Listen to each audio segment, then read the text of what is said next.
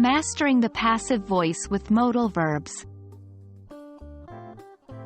Hello there, English learners.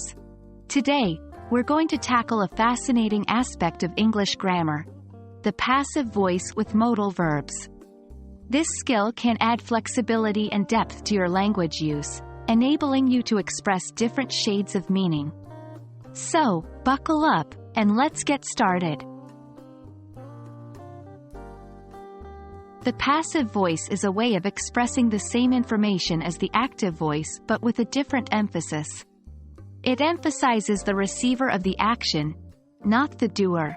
In passive sentences, the subject is acted upon by the verb. For example, active voice: John, subject, wrote, verb, the letter, object.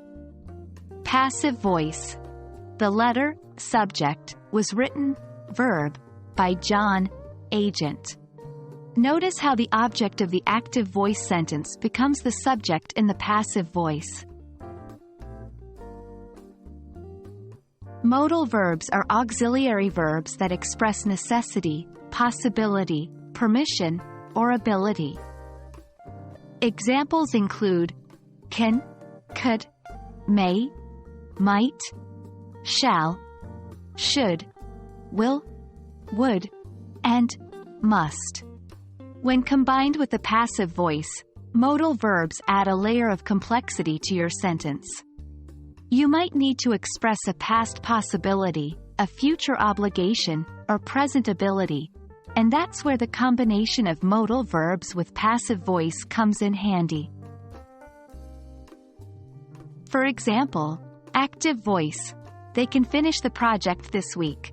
Passive voice: the project can be finished this week. The structure for passive voice with modal verbs is modal verb plus be plus past participle of the main verb. Now, it's time to apply what we've learned. Let's practice converting sentences from the active voice to the passive voice using modal verbs. I'll show you a few examples first, and then you can try it on your own. 1. Active voice: you must submit the application by Monday. Passive voice: the application must be submitted by Monday. 2. Active voice: they might visit the museum tomorrow. Passive voice: the museum might be visited tomorrow. Remember, the passive structure with modal verbs is modal verb plus be plus past participle of the main verb. Well done, everyone. Remember, practice makes perfect. Using the passive voice with modal verbs can seem tricky at first, but with enough practice, it'll become second nature. This skill will greatly enrich your English speaking and writing, making you sound more fluent and sophisticated.